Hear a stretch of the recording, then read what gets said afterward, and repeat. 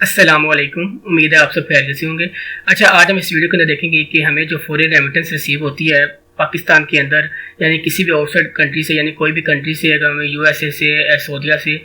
Dubai से, कहीं से भी हमें फॉरेन रेमिटेंस रिसीव होती है पाकिस्तान के अंदर अपने बैंक अकाउंट के अंदर, तो उसका एफबीआर के अंदर टैक्स इफेक्ट क्या है, ठीक है, टैक्स ईयर 2023 और 2022 के अंदर, ठीक है। ये कुछ पॉइंट्स हैं जो मैंने यहाँ पे नोट किए हुए हैं। हम इसे वन बाय वन पढ़ते जाएंगे और ये हमारे जो भी कन्फ्यूजन होगी वो क्लियर हो जाएगी, ठीक है। सबसे पहले ये कि अगर तो आपको कोई भी अमाउंट रिसीव हो रही है अपनी ब्लड रिलेशन, यानी कि अगर तो आपके भाई से आपको पाकिस्तान बाहर से अमाउंट आ रही है आपके पास, ठीक है, या आप यहाँ पे हाउस वाइफ हैं और आपके हस्बैंड से आपको बाहर से अमाउंट आ रही है, ठीक है, कुछ भी हो सकता है। मतलब आपके अबू हैं, आपको यहाँ पे अमाउंट बेच रहे हैं, आपके फादर हैं, आपके भाई हैं, कोई भी आपको आपको बाहर से पैसे बेच रहे हैं पाकिस्तान के अंदर, तो हम उसे क्या करेंगे, उसे हम फॉरेन रेमिटेंस अज्यूम करेंगे, ठीक है। एक पहला पॉइंट ये हो गया। दूसरा ये है कि वो एक प्रॉपर बैंकिंग चैनल के थ्रू आनी चाहिए, ठीक है, यानी कि वो बाहर से जब भेजेगा तो यहाँ पे किसी ना किसी बैंक अकाउंट के अंदर क्रेडिट होनी जरूरी है, जैसे कि मिजान बैंक हो गया, उसके अलावा कोई भी बैंक है पाकिस्तान के अंदर, अल्फला हो गया, मिजान बैंक हो गया, HBL, किसी भी बैंक अकाउंट के अंदर डायरेक्ट आनी चाहिए, यानी क्रेडिट होनी चाहिए एज अ प्रॉपर, जिसके अंदर लिखा होता है कि होम रेमिटेंस लिखा होता है कि यानी बाहर से आपको ये अमाउंट रिसीव हुई है, ठीक है। और ये इसका दूसरा इसका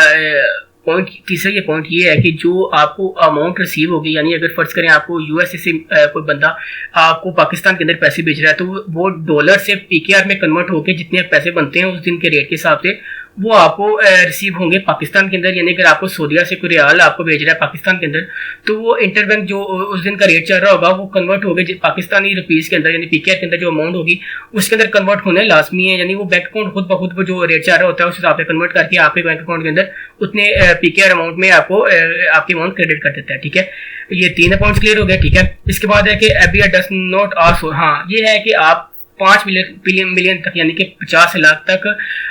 फॉरेन रेमिटेंस बाहर से पाकिस्तान के अंदर अपने मंगवा सकते हैं किसी भी बंदे से, ठीक है, अपने फादर या किसी भी बंदे से आप मंगवा सकते हैं 50 लाख तक, ठीक है। जिसके ऊपर एफबीआर आपसे कोई भी पूछता नहीं है कि सोर्स ऑफ इनकम क्या है, उससे पता चल जाता है कि ये रेमिटेंस है, वो नहीं पूछता। अगर ये 50 लाख से ऊपर भी होती है तो ज़्यादातर नोटिस नहीं आते, लेकिन फिर भी एक है कि उन्होंने एक लिमिट दी हुई है 50 लाख, ये लिखा हुआ है FBR does not ask source of finance, source of income आएगा यहाँ पे, of remittance is up to 5 million. अगर 50 लाख तक है तो एफबीआर ज़्यादातर पूछता नहीं है, ठीक है, क्योंकि वो रेमिटेंस उससे पता चल जाती है, ठीक है। अगर इससे ऊपर होगी तो वो कुछ ना कुछ आपसे डॉक्यूमेंट रिक्वायर कर लेगा कि आपकी जो इनकम आपको बाहर से रिसीव हो रही है, ठीक है। अब ये क्या है कि एक ये पांचवा पॉइंट ये है कि एक कुछ बंदे को कंफ्यूजन होती है कि ये फॉरेन इनकम और फॉरेन रेमिटेंस के अंदर, ठीक है। अगर मैं छोटी सी एग्जांपल के थ्रू आपको क्लियर कर देता हूँ, अगर तो आपको ये फॉरेन रेमिटेंस अगर आपके जो है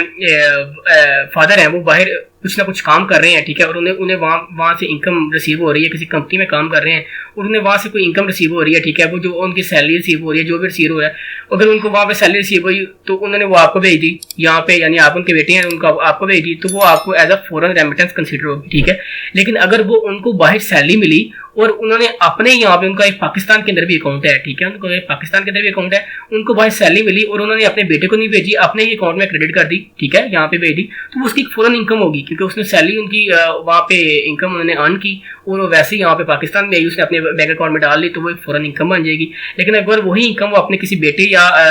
वाइफ को भेजता है तो वो as a foreign remittance consider की जाएगी, ठीक है। अब ये 6 पॉइंट में देखते हैं, ये पूरी क्वेश्चन है कि आपने जब भी, अगर कोई बंदा आपको कहता है कि भाई मेरा ये इतने पैसे किसी ने मुझे बाहर से भेजने हैं, तो वो आप मुझे अपना बैंक अकाउंट का नंबर दे दें, वो आपके बैंक अकाउंट में भेजेगा, तो आप मुझे निकलवा के मुझे दे दीजिएगा, ठीक है। इसके अंदर आपका कोई फायदा नहीं है, ठीक है, क्योंकि वो कोई होगा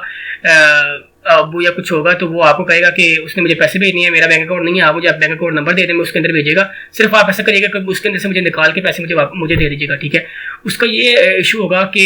वो निकाल के आपका तो कोई फायदा नहीं है, लेकिन आपके बैंक अकाउंट में पैसे आ रहे हैं, ठीक है, लेकिन नोट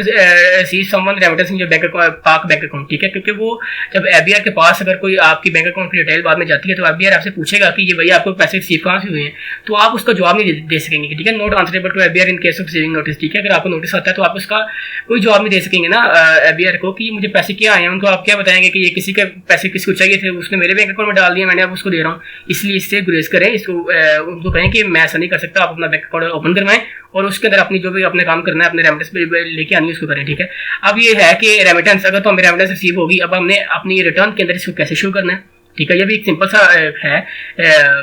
तरीका इसमें बता देता हूँ, आपको लास्ट में बताऊंगा, वीडियो के एंड में बताऊंगा कि आपको कैसे इसको ऑनलाइन जाके इसको रिटर्न के अंदर कैसे शो करवाना है। ठीक है, इसके ऊपर ये कंफ्यूजन होती है लोगों को कि जब हमें रेमिटेंस रिसीव हो रही है, यानी बाहर से पैसे आ रहे हैं पाकिस्तान के अंदर, उसके ऊपर टैक्स होता है। ठीक है, लेकिन ऐसा कोई बात नहीं है, जीरो टैक्स ऑन रेमिटेंस, यानी कि 50 लाख तक अगर आप कोई भी अगर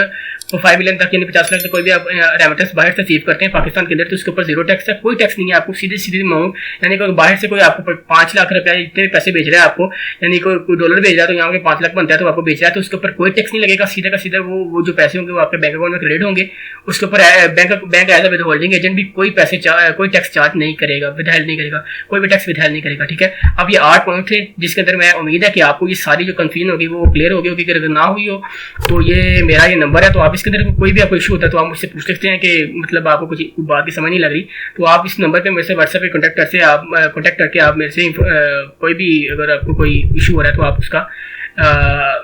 मैं आपको उसका हल बता दूंगा। ठीक है, इसके बाद ये मैं आपको बता रहा था कि 7 पॉइंट है effect of remittance in FBI tax return online RS. ठीक है, अब ये हमारे एक पॉइंट रह गया, ये मैं देखता हूँ, ये मैं आपको बताता हूँ कि आपने कैसे करना है। सबसे पहले आपने कोई भी अपना ब्राउजर ओपन करना है। ठीक है, ओपन करने के बाद आपने इस वेबसाइट पर चले जाना है एफबीआर की iris.fbi.gov.pk। ठीक है, इसके ऊपर जाने के बाद आपने अपना यूजर नेम देना है, पासवर्ड देना है अगर आपने इंटरनेट क्रिएट किया हुआ तो। ठीक है, इसको आपने यहाँ से लॉगिन कर देना है। ठीक है जी, अब हम यहाँ पे अपना लॉगिन हो चुके हैं। लॉगिन होने के बाद अब मैं आपको ये बता रहा था कि आपने ये जो होगा रेमिटेंस का इफेक्ट होगा वो अपनी एफबीआई रिटर्न के अंदर कैसे कहाँ पे शो करना है। ठीक है, अब जैसे कि आपको पता है कि 1 जुलाई 2023 से लेकर ये देखें 4 जुलाई आज 1 जुलाई 2023 से लेकर 2023 की रिटर्न भी अब जाना स्टार्ट होगी है, तो हम यहाँ पे 2023 की रिटर्न लेंगे। सबसे पहले आपने डिक्लेरेशन में जाना है, डिक्लेरेशन में जाने के बाद नॉर्मल रिटर्न सेलेक्ट करना है। सेलेक्ट करने के बाद यहाँ पे आपने पीरियड सेलेक्ट करना है, पीरियड हमने 2023 करेंगे। ठीक है, क्योंकि 2023 की अब से रिटर्न जाना शुरू हो गई है। ठीक है,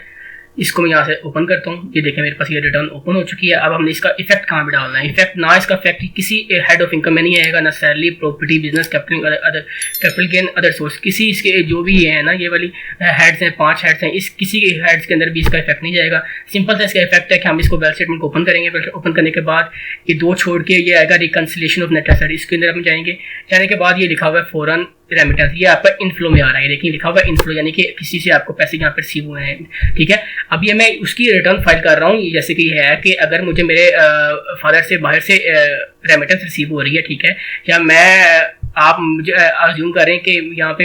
हाउसवाइफ हूँ मैं, हाउसवाइफ को बाहर से अपने हस्बैंड से अपनी फॉरेन रेमिटेंस रिसीव हो रही है, तो वो कहाँ पे शो करेगा या करेगी। ठीक है, कि वो यहाँ पे जाएगी रिकंसिलिएशन के अंदर, वो जाएगी इनफ्लो, यानी कि मुझे पैसे रिसीव हुए हैं बाहर से, जो हम करेंगे यहाँ पे फॉरेन रेमिटेंस के अंदर यहाँ पे शो करेंगे। फर्ज करें आपको यहाँ पे 5 लाख रुपया बाहर से रिसीव हुआ है एनुअल। ठीक है, ये देखें मैं यहाँ पे इसको करता हूँ 5 लाख में रिसीव हुआ है ये। ठीक है, इसको मैं जहाँ पे ऐसे जो रिसीव हुआ है, अब ये आ गया कि ये अनरिकंसाइल्ड अमाउंट। ठीक है, अभी मैं इंशाल्लाह यहाँ पे टैक्स ईयर 2023 की रिटर्न फाइल करूँगा। एवरी टॉपिक जो भी टॉपिक होगा उसके ऊपर मैं रिटर्न बनाऊंगा, टैक्स ईयर 2023 की, सैलरी परसेंट की, बिजनेस की, उसके अलावा सेक्शन 233 कमीशन एजेंट, जो हर चीज़ है, जो पेंशन परसेंट है, उसके ऊपर भी सारे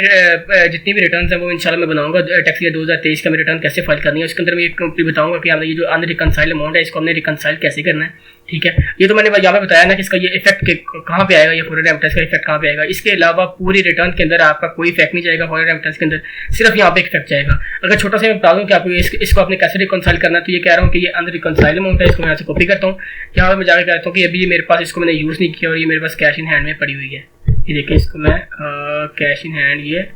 हाँ ये कैश इन हैंड, इसको कंट्रोल वी करके इसको मैं कैलकुलेट कर देता हूँ। कहता हूँ कि अभी ये 5 लाख मेरे पास पड़ा हुआ है। देखें ये अनरिकंसाइल्ड अमाउंट 0 हो चुकी है। ठीक है, ये छोटी सी चीज़ मैंने आपको बताई है, लेकिन जब मैं आगे जाकर जब टैक्स ईयर 2023 की रिटर्न फाइल करेंगे तो इंशाल्लाह इसके अंदर बताऊंगा कि आपने ये जो 5 लाख है जिसको आगे आपने यहाँ पे रिसीव हुआ है, आपने इसको आगे कहीं ना कहीं यूज़ भी किया होगा, यानी कि पर्सनल एक्सपेंसेस के अंदर यूज़ किया होगा। अगर आपको अपने फादर से मिली है यहाँ पे रेमिटेंस मिली है तो उसको आपने यहाँ पे कहीं इलेक्ट्रिसिटी के बिल पे किए होंगे, सब कुछ किया होगा, टेलीफोन के बिल, एजुकेशन आपने अपनी कुछ दी होगी, मेडिकल के कुछ खर्चे होंगे यहाँ पे, उससे आपने कुछ चीज़ परचेज की होगी, कोई बिजनेस कैपिटल कुछ भी आपने परचेज किया होगा, मोटर व्हीकल आपने परचेज की होगी। तो आगे जाके हम जब रिटर्न फाइल करेंगे, जो अपनी सैलरी परसेंट या किसी भी पर्सन की रिटर्न फाइल करेंगे, इसके अलावा मैं आपको फॉरेन रेमिटेंस की कंप्लीट रिटर्न फाइल करना भी इसके अंदर मेरे एक ये एजेंडा के अंदर है कि उसको भी मैंने यहाँ पे रिटर्न फाइल करके आपको बताऊंगा। ठीक है, अब ये एक पाए है थी छोटी सी वीडियो थी जिसके अंदर मैंने कंप्लीट यहाँ पे आपको क्लियर कर दिया कि ये होम फॉरेन रेमिटेंस जो होती है ना, होम फॉरेन रेमिटेंस जो है उसको हमने किस तरह से देखना है और क्या क्या जो उसके अंदर कंसेप्ट है वो हमने सारे यहाँ पे क्लियर किए हैं। ठीक है, अगर आपको ये वीडियो अच्छी लगी हो तो इस वीडियो को लाइक करिएगा, चैनल को ज़रूर सब्सक्राइब करिएगा। मिलते हैं नेक्स्ट वीडियो के अंदर, तब तक के लिए अपना ख्याल रखिएगा। अल्लाह हाफिज़।